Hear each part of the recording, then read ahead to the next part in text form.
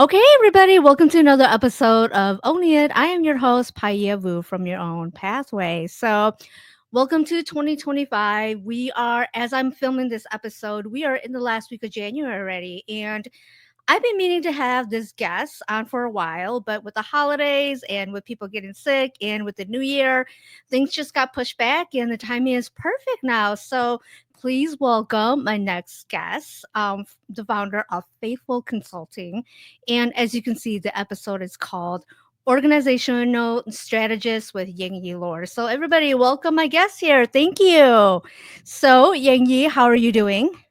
I'm doing good. Thank you so much for having me on the show. But yeah, Yeah, no problem. So before you and I recorded, we were having conversations. And so I actually had a conversation with you, I think back in November or December.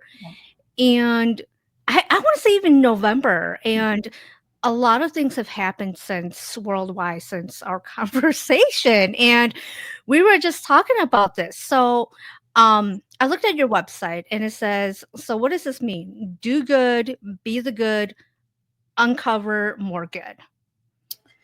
yeah. So do good is, I think, like just don't self betray. Don't self betray your own moral ethics compass in whatever you do. And I see that as relevant to business, relevant to life. So continue to just like do good for other people. Like don't harm other people intentionally. Like be very intentional about how you deliver, how you live your life in a way that it doesn't harm others. Be the good is embodying that, right? We not only are we preach what we want to, but we should also be that, right? We should also have that integrity and that character of this is actually who we are. So lead from an authentic place so that, again, being the good is also as important because it's all in leadership and just your credibility and who you are as a person. Doing good, yes, great. And some people can do good, but can they also be that good? Like, is that really authentically you as well? So just making sure like all your intentionality applies to not only yourself, but to others. And then uncovering more good is I feel like that is really purpose in life. It's like, are we really just living our gifts and doing the best we can to the people around us, like loving the people around us, thriving as a person and continuing to figure out how can we make our communities, our families, our society better. Mhm. That was like so spiritual. And is that how you got the name Faithful Consulting? Um, so yes, I have a spiritual component to Okay. myself, and also so faithful consulting. I love this question because I Mhm. get asked this quite a bit. Okay. Faithful consulting. I love my business name for many reasons. One, faithful is I really believe, and when I started this business 10 years ago, that I wanted to create a business that is there for the customers. Like we are loyal, we do what we say we're going to do, we complete things, we're really faithful to our customers, reliable, really meet expectations. So that's embedded not only in our name, but in our culture. So it kind of all aligns. Faith is also a big part of my life.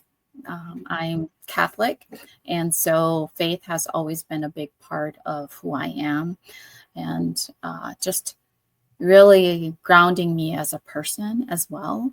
There's different things for different people to ground themselves in their values, but my faith has always grounded me in my values of, again, do good, be the good, uncover more good, like really just being a really good human being.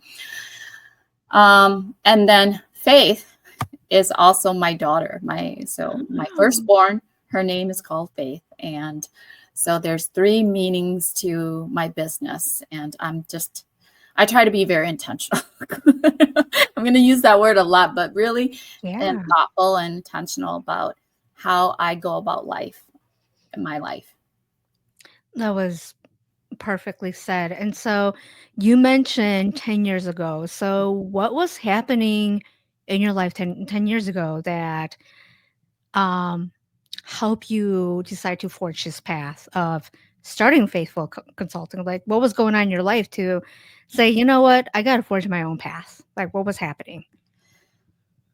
Well, I had prior to 10 years ago starting my business, I had worked for government Mhm. and I was really burnt out. I was, a mom, a PhD student. I was doing, a couple jobs. I was just really burnt out, but particularly burnt out in one of my main career. And I was working for county government at the time. And I really thought when I got into leadership that I could make a difference. So this really connects to why I started my business.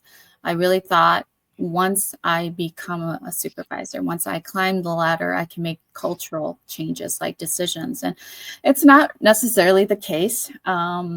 So this story isn't necessarily unique in that in my career path, I thought this was the route I was going to go in my professional career as a social worker. So I was a social worker, and it was not, the environment was not healthy for me, Mhm.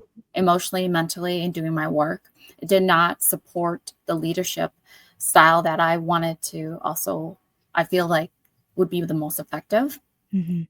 And it's traditionally systems that are harder to change because they're Mhm. government systems. Mhm. There's a lot of loop red tapes and all that stuff. So without going too much into detail, that's kind of where I was experiencing a lot of burnt out because I've worked a decade in um, social work, doing supervising other social workers and loving what I did, but not loving the culture in which I was working in, the environment in which I was working in. So I quit. I just quit my job. I had gave birth to my son and thought about it while I was on maternity leave. And I said, no, I can't do another year of this. I can't go back and do this. This isn't healthy for me. Mhm. The environment was so toxic. I got to a point where I was on antidepressants and I Oh, was, wow. pregnant. And so, yeah, it wasn't a good place for me to return back to. Even though I loved my work, I loved my team. We had the, best division and stuff, but I just couldn't go back to that. And my staff, they all understood. I explained it to them like, I just this is no longer where I want to be. I thought this was the trajectory of my life, but this is no longer where I want to be. So I stayed home and tried to figure out myself and tried to say, who is Yengyee? There's a point where I think Mhm. we all go through this, whether a career challenges us, right, and becomes stagnant or does something that challenges us to question who we are or life in general, something. We go through a moment where we are like, whoa, we have to press that pause button for a second. And I was just on autopilot prior to this pause. And this pause of just staying home with my son, my baby, and just really asking myself, like, who is Yengyee? It started the work, right? I was a therapist. I was doing counseling. I was helping other people. I was not helping myself. I was not getting the right services for me. So this time was really that time for Yengyee, like figuring out me. Mhm. And in figuring out me, I went through a lot of other life transition, divorce, everything. But in the midst of all of that stuff too, I was founded Faithful Consulting Mhm. and kind of built it from ground up. Really started at no money. So I was already a stay-at-home mom, right? So Mhm. and I was I was divorced. And so I had no income.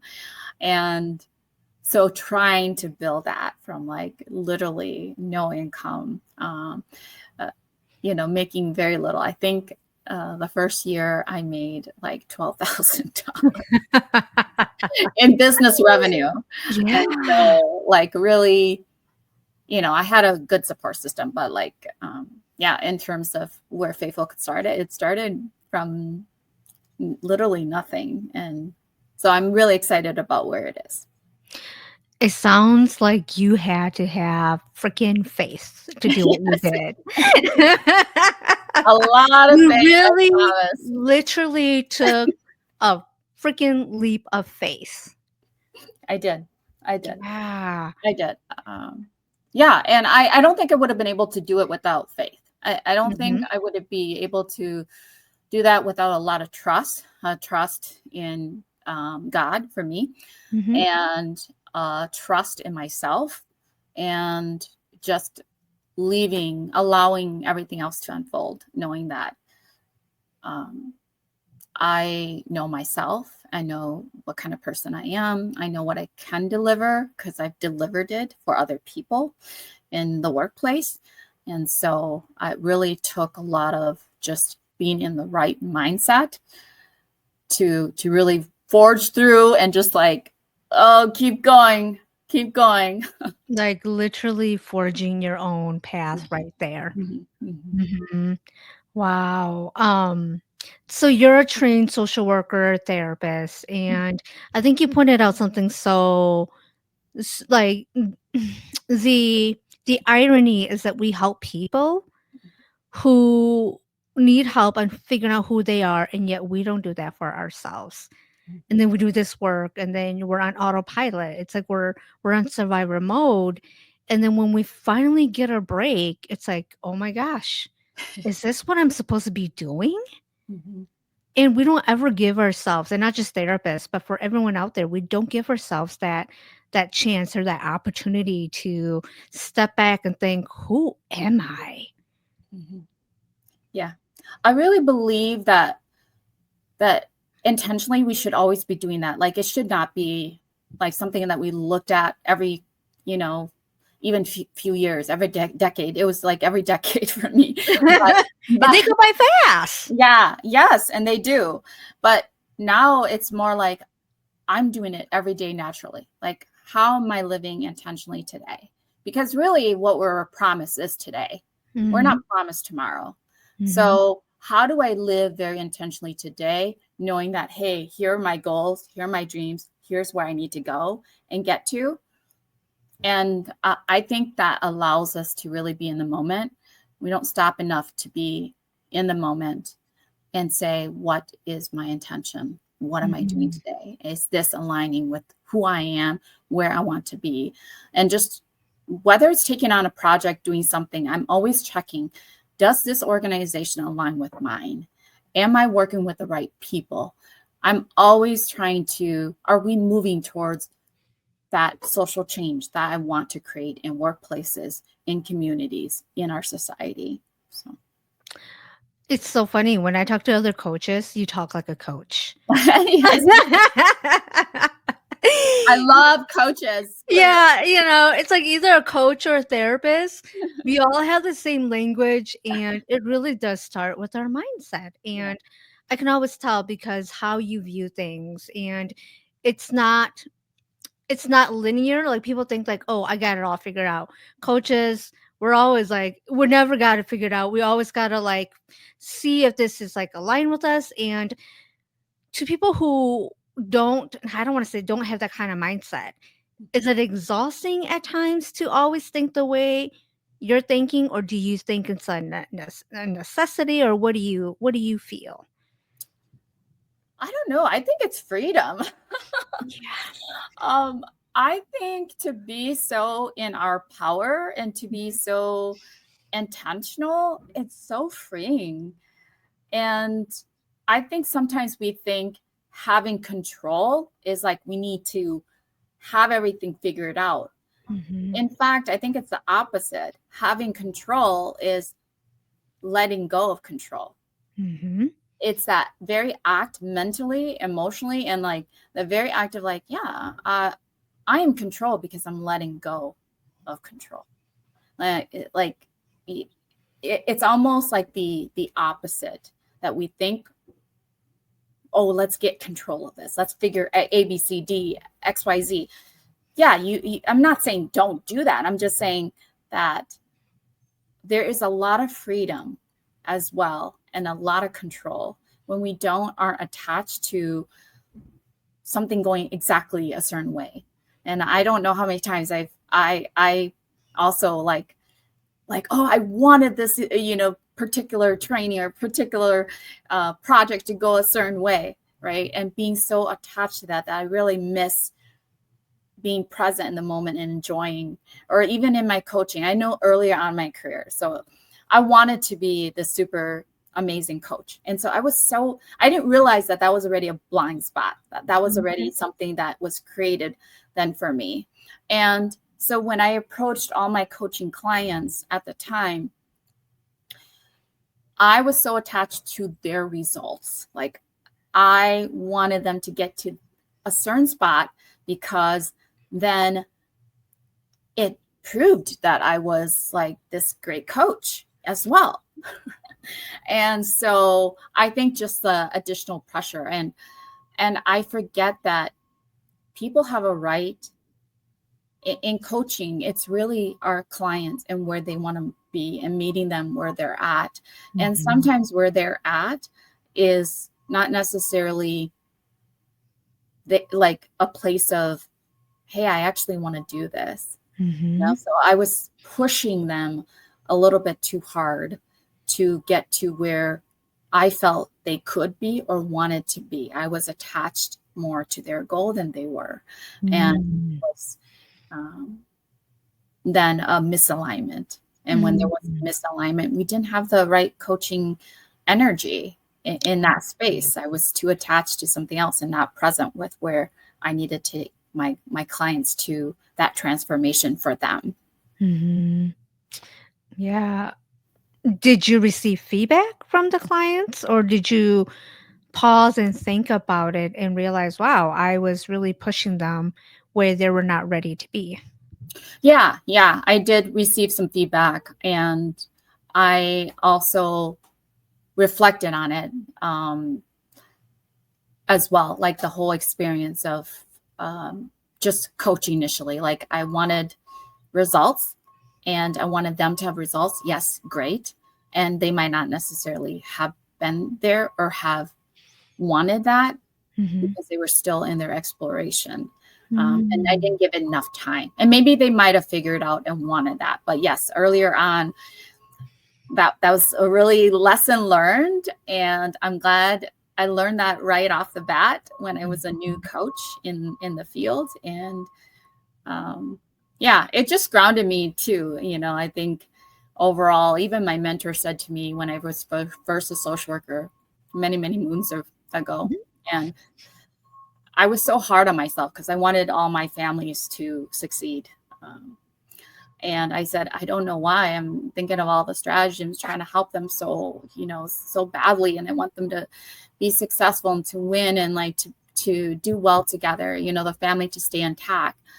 And my mentor said to me at the time, he said, Yengyee, people have the right to fail. And that's okay. Like, they can make that choice. Like, it's a choice. They have the right and they have a choice to fail. They want to fail. And like, you can't own that. And I think it just brings back to, what are we really in control of? Right? We're really just in control of ourselves. And we can influence and we can help and we can encourage and we can support and we can get them the most biggest transformations really when we can get them to be aligned with themselves, like we are aligned with ourselves. And so I really do believe that when I'm most aligned with who I am, I'm doing my best service to everyone else around me. I'm helping them, the organizations doing well. I'm helping businesses do well. I'm helping my clients do well. I'm being a good parent to my children. So. Yeah. I think the hardest part, because I'm a trained social worker and therapist too, and the hardest part is we can give our clients all the tools. Yeah. Like, you can give it to them. And at the end of the day, it's up to them to decide if they want to use the tools that we give it to them. Mhm. It's like giving them a plate and spoon and fork, and are they going to choose to use their hands, or are they going to choose to use their utensils? And you can't make them do anything that they don't want to. Mhm. Yeah, I agree. Yeah. And so, what made you decide to work with organizations? It was because I came from an organization. The culture itself was really unhealthy for the employees. Going back to your point, right? We not only do not do the best job at taking care of ourselves and being and just understanding what's happening with us and taking that time to pause for ourselves, but when we go to work every day and we got piles of responsibilities, and if I believe that it is also part of our workplace's responsibility to make ensure that, hey, we have the best employees to do the work that we're trying to do, especially when you're a helper, right? It's Hmm. not like I was, working with people who weren't working with other people. We all are in some aspect, even if we're in technology or wherever, right? We Hmm. are helping, and we are in ourself a human as well. And so I want I really wanted to um, fix the culture and of these organizations that are forgetting that the people that come to work here are just as important as the product, service, and delivery of what we're trying to do, because ultimately it would benefit them if they have less turnover, if their employees are satisfied. The employees will work harder, will be there longer, will produce better, will perform, etc. And so there's a lot of science around all of that. So it's not just me saying that, but Hmm. there's truth in that. And so I really wanted to help leaders be better leaders and really help organizations thrive. Hmm. I don't mean this in a like shady way, and yet it seems like it's common sense, and yet there's not a lot. And so, as I mentioned, since you and I spoke in late 2024, so many things have changed Mhm. policy wise. And what have you noticed in your 10 years of doing consulting? What are the trends? What has changed in the last few years and even now that you notice about organizations and leadership and the work that you do? Mhm. So I work primarily, my audience will be small um, businesses, entrepreneurs, higher education institutions, and government, city, local, but just a small division of it. What I've seen in working with these smaller divisions and parts of it is that there's a lot more awareness Okay. and a lot more intentionality about how do we go about it.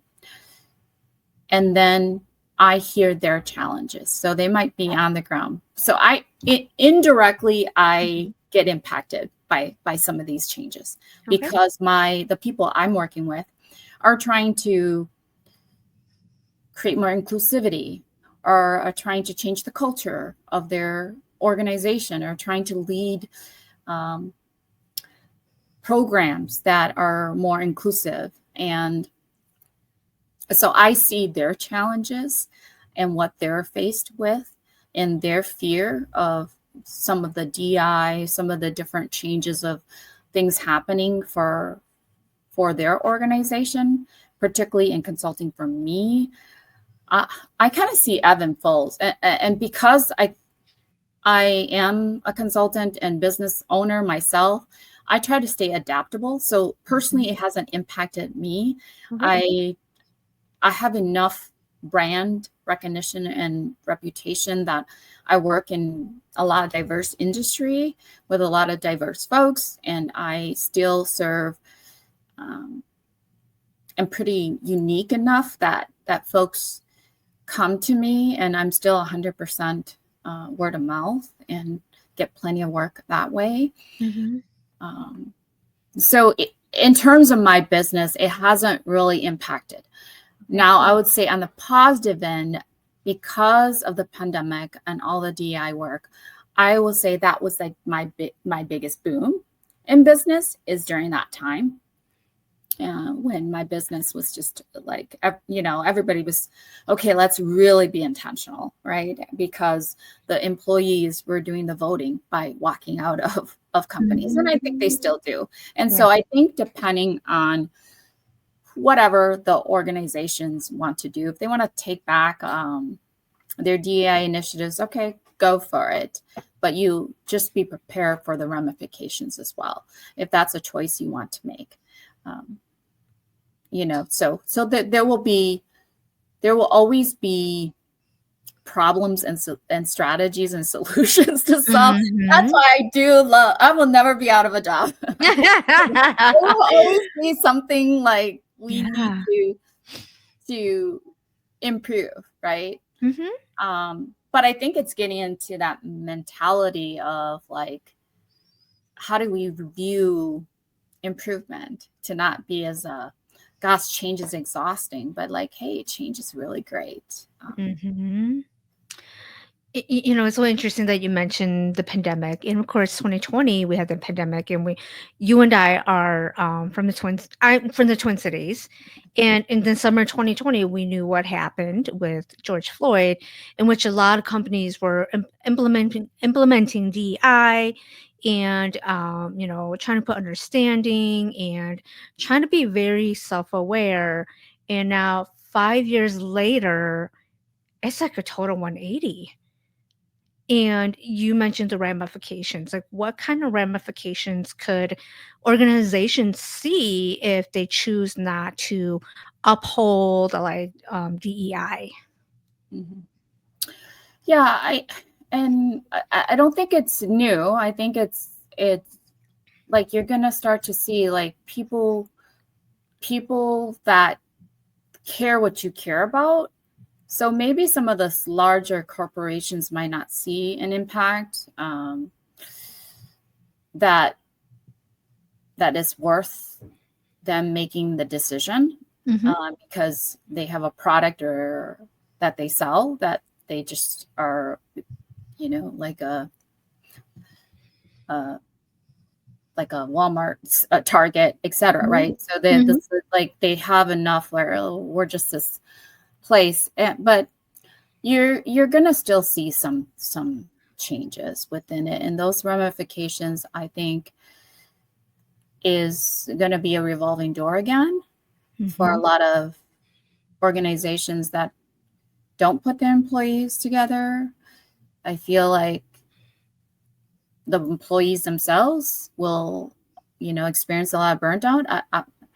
It'd be interesting to see how things also unfold. I mean, I can't predict it, but I'm assuming that when we take away something that's really good for our people that work there to help their lives be better and for them to feel committed, right, engaged into their organization, you take away something like that, they're going to be disengaged.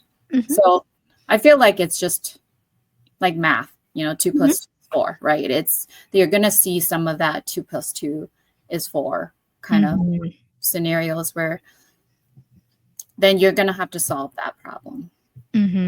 Right. The disengagement from the employees. So when you call yourself an organizational strategist, when does the company know that they need you? They'll know when they have like employee turnover. They'll know when they're trying to implement something. They know when their culture is not there. When they hear the bottom line people not connected to the top line, and there's not a lot of visibility. There's a lot of low morale. Morale.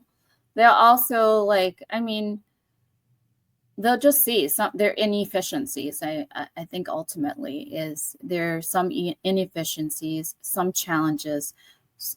They'll start to ache like your body, like you start to right, not feel good. And when you have that not feeling good component, that's when you are kind of like, okay, let's take a look at what's happening here. And organizations are very complex. And so Mhm. there's a lot of complexities, a lot of moving parts and pieces. And so it's identifying, okay, we think right here is, you know, maybe our stomach, is we think our stomach is the issue, but in fact, it's actually what we're congesting, like we're putting into our mouth that's going Yeah. down. And then like think of like an organization as a human body. Like we got to diagnose it correctly so we can fix it, right? Is it really our stomach, or is it the food, or is it this or that? And oftentimes it's just a lot of questions and a lot of Mhm. concerns, and so they're looking for some assistance in that space. And I don't do everything, so I I don't was want gonna to say that sounds like a huge I don't do project. everything. I do, I do a lot of strategic planning, so a lot of aligning organization on our Mhm. goals and moving forward. So a lot of that stuff. I do some needs assessments, and I do smaller like divisional type stuff, building teams, leadership training, development coaching. And, we look at different infrastructure type of challenges within a system or a small company. So I don't do necessarily everything Mhm. because it is That's complex, and those are my huge. specialty. Yeah. Yeah, yeah. So, it's interesting. So, I'm looking to go to coaching consulting too, and Mhm.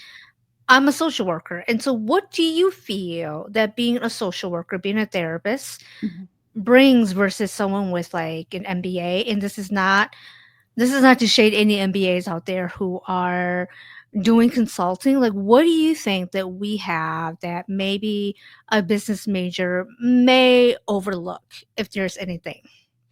Hmm. I think we're looking from two different lenses. So I think almost like we make the best combination. We come from the people's lens. So someone like myself, I've studied human behavior all my career. And so I understand when an organization is going to go through a change, what do we need to do to have a change management plan to ensure that our employees move in the same direction as our project and our systems that we're putting into place so that that will be successful. So I feel like I come from that lens of really understanding the people in Mhm. the organization and problem solving to ensure that processes, procedures, and people, everything aligns to move Mhm. forward. I don't know, without knowing what MEA does, I'm sure they have a lot of around there too, psychology around human behavior Mhm. as well. But I think our lenses and our approach may be a little bit different in that they may look at, okay, what are outcomes? What are those financial? What is the most efficient? What is all that stuff? And where I come from might not necessarily be that efficiency equates eliminating human bodies. Mhm. So I don't look at efficiency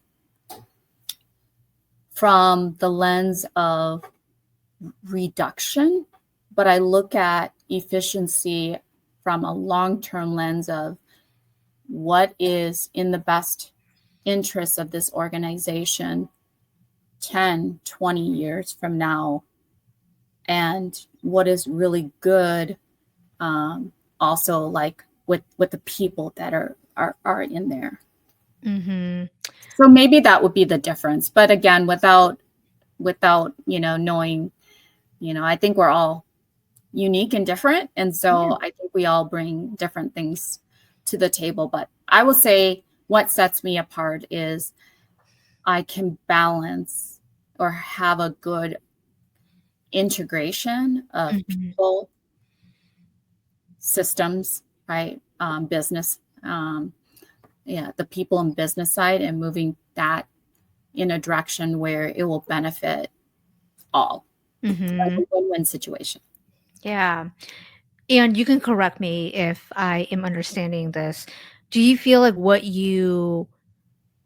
what you bring is more of investing upfront and maybe spending more in the long run. You're going to get your return of investment versus saying, okay, let's cut costs here and here and here so that you can balance or make more or like make more money. Would you say that's the difference between coming from a human behavior versus like maybe someone who's very more business? Yeah. Yeah. I would say, yep. I think you captured that right on the spot. That is the essence of what I'm trying to say is I think we like to, for example, we're seeing where maybe our projections go. And I do this too, even in my business. So I'm not necessarily saying that it's terrible, but how do we just be intentional enough to not just like make some of those like quick decisions that, yes, all right, we're, right in the moment. Oh my gosh, we got to eliminate this, right? How do we prevent that, I guess? How do we prevent that? I'm always looking at prevention. So how do we build solid foundations in business or organizations and move intentionally towards so that we don't have to have these we have less of these like, oh my gosh, we got to cut this or cut that. I'm in government, so we're always like, oh my gosh, we're doing good, and whoa, that there might be no more funding in this space. So like, how do we minimize that by just being more intentional, by looking at where we're really going? What are those steps that we're going to go? How do we reduce waste, cost, risks, etc.?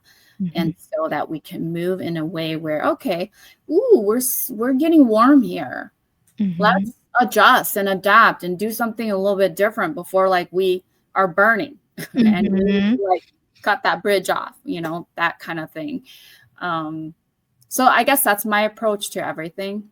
And what I do and the lens I come from is how do we minimize those big fires in any organization and do it thoughtfully. It's like preventing the fire before it gets too big. Yeah. So you're trying to start the fire from happening. Mm-hmm. Yeah. And then some wait until the fire happens to do anything. And so it's, what is this called again in therapy? Like where you prevent things. I cannot think of the word right now, but and so because you're asking businesses and organizations to invest upfront, do you have a lot of, I don't like pushback on that, or are businesses and organizations like, okay, we get it that we're going to have to invest upfront, and the goal and the intention is to get eventually our return on investment back, in the fact that we won't have to spend money in replacing people or putting ads out to say we're hiring. Our business is pretty open to the long-term investment versus the short term of cutting off things. I think that a lot of people see the value and see what is going to happen for their business ultimately, like, right? And so there isn't necessarily a lot of pushback. I think sometimes it's figuring out where do they get that money from, or what division, when maybe money is being tied somehow. I think that's the challenge. So I don't think that a lot of the good intention work that I've been having discussion with folks about, that the organizations or companies are like, oh gosh, that's crazy, right? I don't think they say that. I think it's more, okay, we love this idea, but they go back and they probably have to think through, what is the ROI for us and what is the cost? And yes, you're right. Sometimes it costs more, but can they see it? Yeah, I think it's a mixture. I think some people, they see the value in what we bring. They see the value in what they need to do for their organization. I think they try to weigh it with the decisions that they have to make internally. And I'm sure some is tough. But in terms of like, I don't feel I get pushback. I kind of just do my quote, and you hire me or you don't. Yeah. I mean, so I kind of like let that go. Like, Mhm. this is what's going to cost me. This is what I think you need. Mhm. And well, you're going to have to decide if that's also what you need. But educating and empowering, giving them all the reasons why, like that's Mhm. my job in making sure like they really understand what they're looking at. And there are times when they said, okay, we're not interested in this. I'm like, okay, that's okay. You don't, you might not be interested in this portion of what I'm suggesting, recommending in this whole process, but just understand that you might not get the same experience or you might not get the results that maybe you are looking for because Mhm. this might be a crucial role. Mhm. And I feel like businesses will make the best decisions for themselves. I can only speak for all my customers and the people I get to work with is I've been really blessed. So I have worked with people I feel like, again, going back to our alignment with who we are, right? Mhm. So a lot of people come to me because they know my brand, they know who I am, they heard of me, they got recommendations from other folks about the service that I bring. And so I feel like the more that we are aligned as a business, like my company culture, who I am, the that's who I'm going to attract. My customers have been amazing, and I feel like we're really aligned together. Like, and I Mhm. get so excited from taking them from point A to point B to point C, wherever they want to go, and it's been a great adventure. So I haven't really talked to folks, that may not necessarily per se uh, not want it. A lot of Mhm. times they're seeking me out for Mhm. facilities. Mhm. Um, and you can share what you can, and I leave it up to you. When does a company reach out to you? When did they know, like, oh gosh, we need faithful consulting, we need Yengyee? Like, what are situations? I mean, I know you mentioned turnaround, low morale. What else do you see that companies like, yeah, it's time for us to seek outside help? Yeah, I think that's it. I think when they're realizing like we have a problem here in our company, we're not quite sure what it is. They start to ask the questions, and they're like, okay, we don't have the capacity or the resources right now internally to manage this, or we just need an outside perspective to take a look to see, Mhm. are we on the right track? And I think it's smart business Mhm. in general. Like as you're Mhm. growing as a business, you should be not only questioning, like I talked about even for myself, like having that pause. Like every company should have that pause checkpoint to say, how are we doing? How are we going? We going in the right direction, right? Are we monitoring this well? So that check in with ourselves, do the check in with the organization, and then you'll know like this is when maybe it's time for us to bring someone. And it's not always that there's got to be a problem. A Mhm. lot of what I do is also training and development, so sometimes they're like, okay, how can we just give value to our people, or Mhm. how do we develop our leaders so that they can grow and empower other employees within the organization. So there's different facets to what I do, and so Mhm. it's not always that, hey, we are bleeding and we Mhm. need to, right? Mhm. It's sometimes how do we prevent the bleed? And so they're Mhm. like, okay, how do we just bring in folks with diverse lenses or a consultant from the outside to just give a different look? And that's best business practice. You should have an external consultant as well as internal folks really taking a look at your business and the direction that you're going. Mhm. Sounds like so much primary care, because when you first started, you're talking like surgery, and now it's like, okay, now we don't have to wait until surgery. We can wait, we can do our annual Yes. visit, Yes. and Yeah. so when you do the annual visit with companies, what are they seeking? And do you think, like, being a woman of color, they like to seek your feedback because you are a woman of color, or no? I think that's been the primary space I've been in Okay. is because I am a woman of color. I am brought in intentionally, oftentimes for very specific projects that they're Okay. working on, and they do appreciate that lens. And that might be the starting point. That doesn't mean it's the end point. So I might come in because of a very specific, because of who I am. Mm-hmm. Uh, that means my culture, being a Yeah. woman, being a minority, etc. But Yeah. they may have other challenges, and they know that I'm very capable of doing all of those things too. And they like the work. And so I might get to do other areas of work as well. So, Mm-hmm. What do you bring that is different from someone else who is from the majority? um, I think for me, what sets me really apart is I like alignment. I guess that's my biggest alignment. Yeah. Word is alignment and responsibility, right? Mm-hmm. Alignment and responsibility is my two word in life. But I think I'm able to see what I can do that sets me really uniquely apart is I'm able to see things from different lenses, Mm-hmm. big picture, and break it down to small and bring it back, so that strategic um, thinking, evaluative thinking lens where I'm seeing the problem from many different lenses and then finding that correct diagnosis because we see the big picture and then really solving it from having the right diagnosis of what the challenges are. So I feel like I really bring that. I feel that's something I'm really good at. Mm-hmm. Um, and I love doing training and development and coaching. So those are my other two services in addition to just consulting.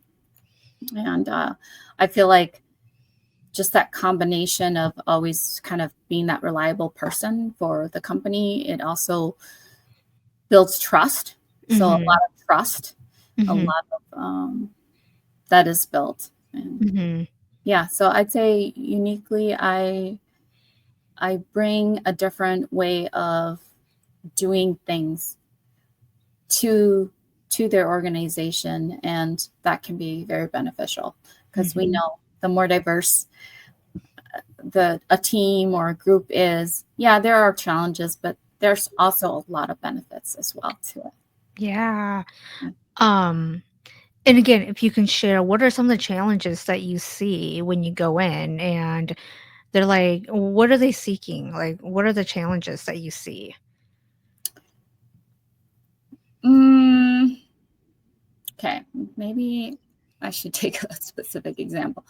I guess uh, right now I'm working with a nonprofit and a small business, and so like I know that when they're coming to me, they're wanting to grow from where they're at. So they're very small.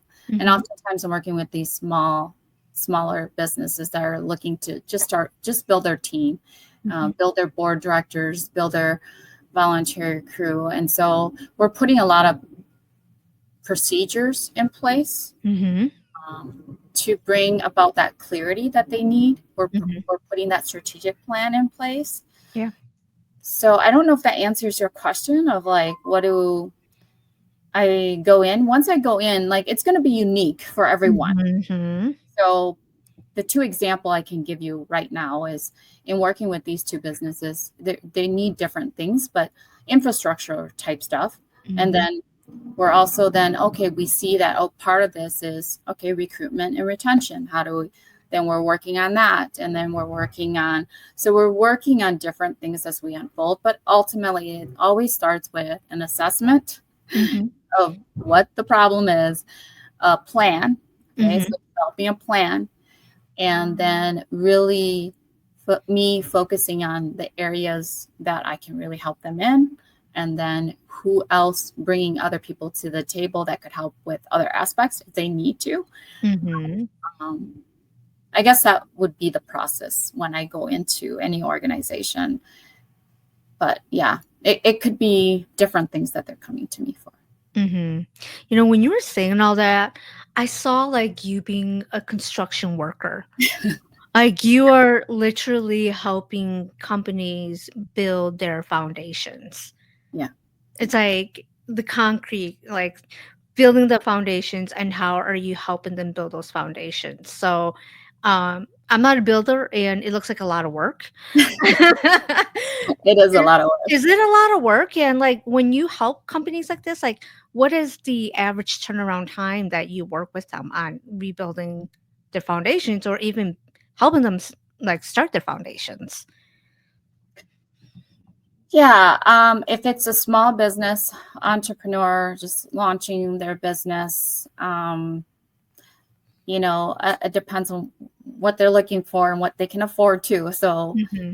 we have to consider that. But usually I try to work with them 6 months to a year Oh, to wow. really build them up in that space. So that's coaching um, that I do for small businesses. So yeah, the length is going to vary. I have projects Mhm. where I go in and just do one training. Okay. Like I go in and do a training on leadership and I'm done. Like spend Hmm. 2 hours with the team and I'm done. So Hmm. it it really for it really depends on the size, the scope of work that is being requested, um, the budget, everything that determines. So I've had ongoing projects Hmm. where every year I'm working on those projects. That's continuous, and I have some of those that I'm always just doing that work. And then I have small little projects here and there, one time deals, so all sorts. All sorts, yeah. And so it when I do therapy, like even when I do therapy, work always comes up. Work always comes up as a stressor, no matter who it is. And when I talk to people who are contemplating about like leaving their job, it always goes back to their bosses or leadership.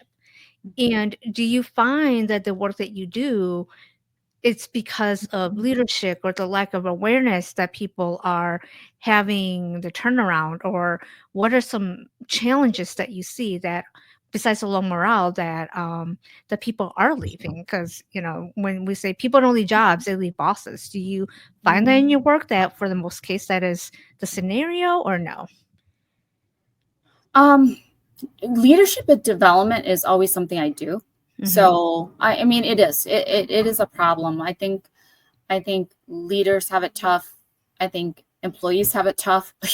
Everybody So has a job, yeah. yeah, and I do see that sometimes even leaders, as myself, I was explaining about my journey of coming to my business, don't have that control over the culture, Yeah. right? If you're a middle manager, you don't even, you Hmm. realize very early on that it's a very lonely position. You don't have actually any real power. Yeah. But um, so yeah, I because I can see that big picture, right? Um, Hmm. so I can be compassionate towards the employees. I can be that are doing the work. So whoever I'm working with, I'm coming from where they're at. Hmm. So to your point, where you see a lot of your clients come in and talk about their work, I think that is a huge part of my coaching clients too. Even leaders within organizations that I coach, the culture or the system or their supervisor or um, you know um, it brings on different challenges, and my role then is to help them, like you as a therapist, help them figure that out and feel better, right? How do they Hmm. bring on strategies so that they can manage work life stress? Hmm. How do they ground themselves and connect? Sometimes it's a matter of just some of the leaders coming in and like really discussing through a lot of the challenges that they're going through, and then they feel better and they go and they're Hmm. can be a great leader again, right? A great employee Right. again, right? So um yeah, I those are always going to be, I feel like, challenges Mhm. for anyone. I think it's how do we manage those things? And then there are really, really worst case scenarios, really unhealthy workplaces, Mhm. work culture. And how do you have an exit strategy? Working with Yeah. them to have an exit strategy for their own health. So just Mhm. seeing wherever the coaching client is at, and then taking them through. Yeah. Mhm. So, it's 2025 and we are seeing so much more about workplace, letting go of people, toxicity. What are some of the situations where it is very, very unhealthy, where people, where, you may say, you know what, maybe this is too unhealthy. How do we start an exit plan? Like, what are situations when it is so unhealthy that it's better to go versus stay, that you see Mhm. in workplaces or with the people that you coach with? Mhm. I would say when it's ruining your joy, when it's taking your Mhm. joy. I think I don't know about anybody else. Everybody's threshold is very different. Yeah. It takes a lot for me to like someone for me to to experience a lot of stress, right? Because I work Mhm. well in high pace. I work, and oftentimes I would say indirectly I'm impacted by the culture. I've never directly experienced the abuse or Mhm. the whatever, right? But if you Mhm. are being targeted and there's a lot of direct attack, you have an exit strategy. I mean, if you can't make they're preventative too. I mean, can you go to HR and there are situations that maybe you can't go. Okay, we're Mhm. talking, you know, so you maybe can't go to HR because you don't have that trust. You feel like, they have maybe your manager's back or whatever the scenario is. But I think you have to decide that for yourself. It's a very individual decision. But I Mhm. know I can only speak for myself. And I'd say for me, it really takes a lot. And I probably have been in workplace stressed and not taking care of myself for a very, very long time. Like I said, over a decade before I realized, ooh, gosh, I'm burnt out. So I think Mhm. what would be helpful in general for anyone is just really taking the time to take care of yourself.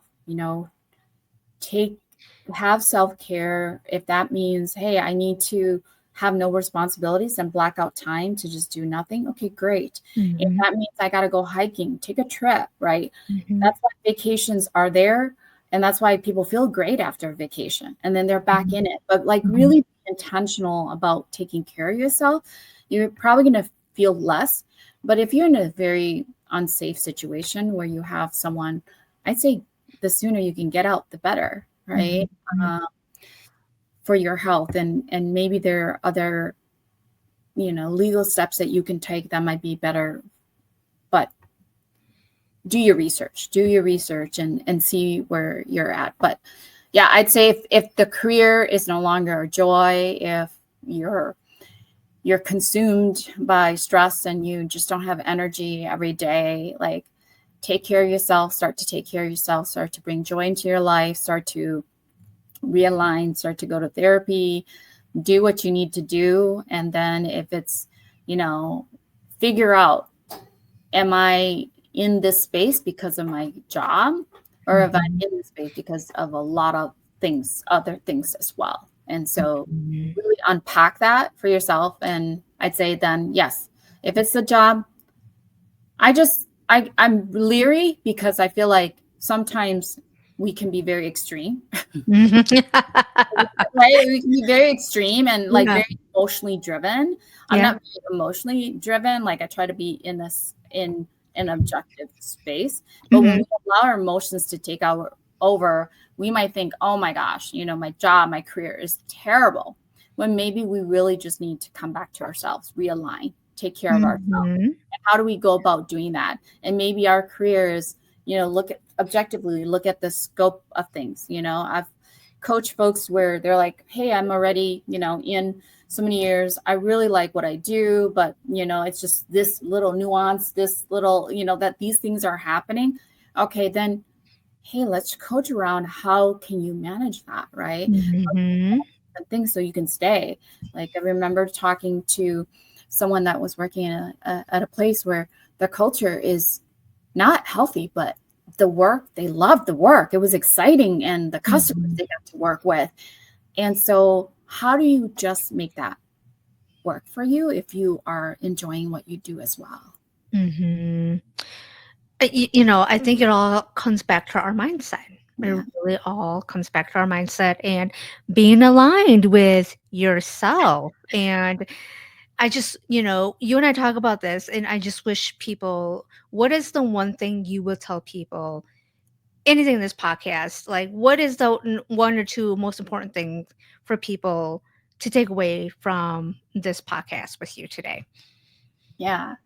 I think you said it. So Mhm. I think that's a big part of it. But check in with yourself, like you check in with your family, like you check in with your staff, like you check in with at work, check in, be present in the moment, check in with yourself.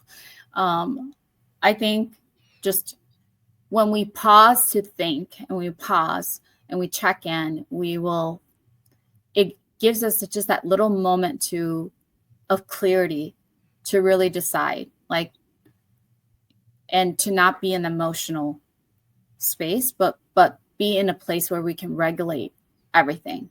So checking in allows you to regulate and see things very objectively, not be in emotions, kind of just mindfulness. I guess that's a key word when I say check in. Just really Mhm. be mindful, like observing everything without being attached to anything.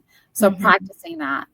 Um, and then, like, so I say this even for organization, being very mindful for businesses, for the work that I do, right?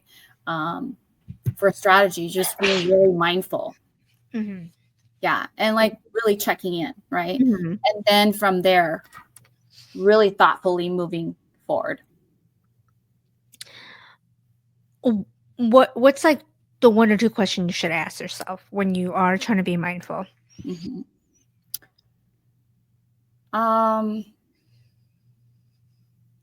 I guess like eh, I like to question, is this really what I think? Is this really what I feel?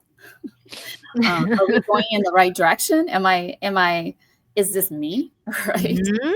So I like to just get curious, ask a lot of questions. So just be in the space of asking a lot of questions. Sometimes the solution is is questions. The solution is Mhm. the questions. So I I like to ask myself a lot of questions. And To then the when you can answer Mhm. empower, like, yeah, this is me. This feels good. All right, then move it. Like Move it, yeah.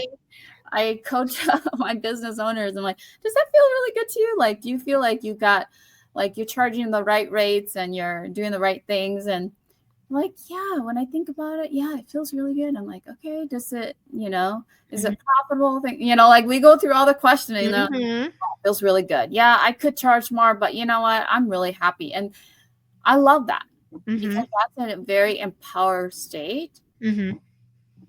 that any person is in, any company is in, is when they're like, nah, we feel good. We feel good about this. Yeah. Can it be scary to ask yourself those questions and get the answers too? Or if you answer anyway, does that mean, "Oh, okay," not scary, but Mhm. like, "Oh, okay, I got some really reflection and thinking to do." Yeah. Hopefully it's not scary. Hopefully it's not scary because I think um like being curious allows us to even question, like, are we doing this in like from a place of heart centered, from a place of empowerment, alignment? Are we doing this because we have to?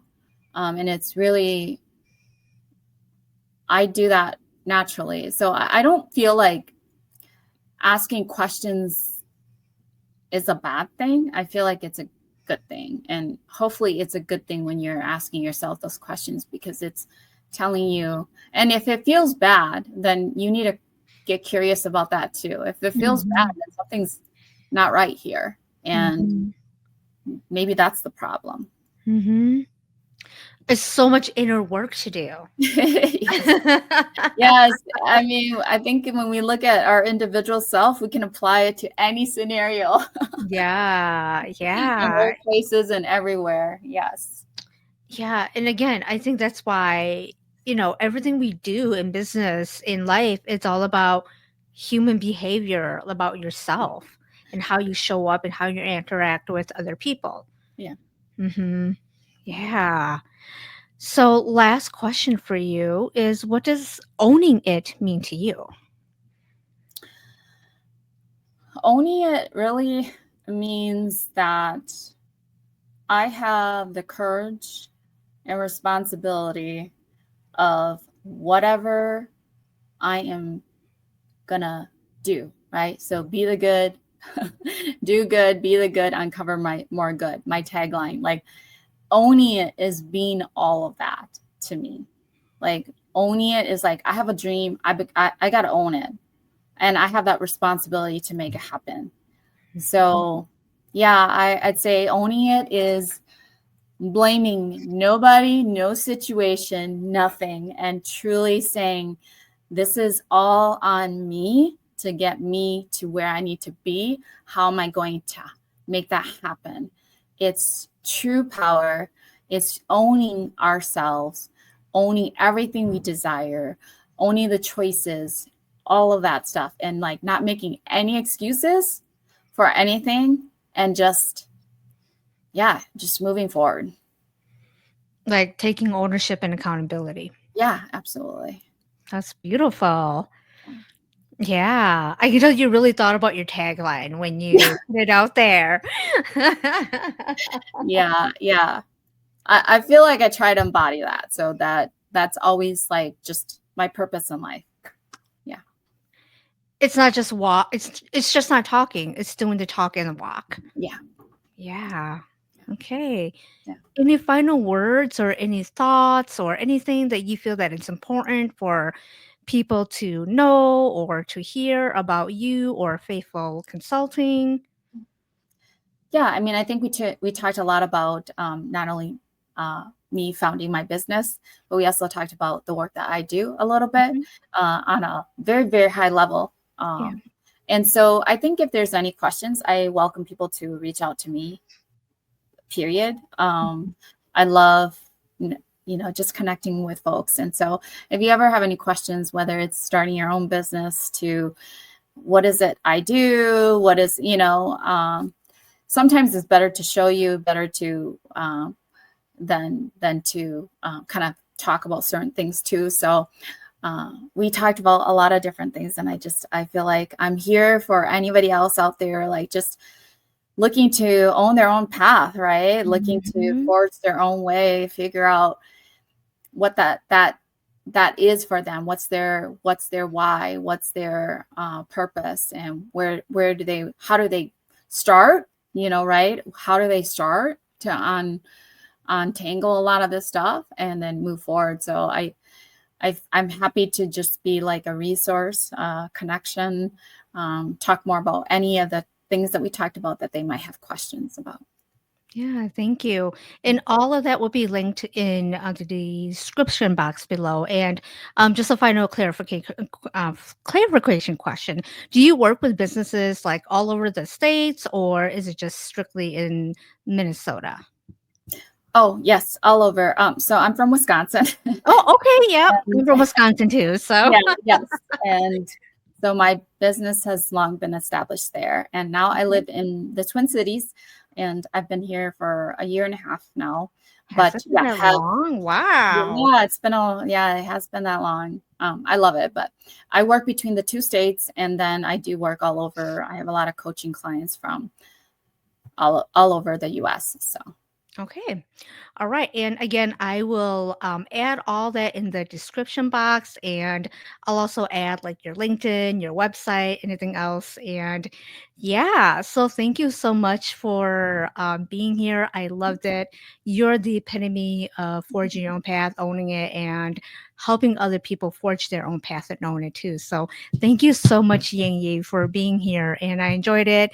If you're new to the channel, and like this episode, please hit the like and subscribe button. So I will see you all next time. Take care, everybody.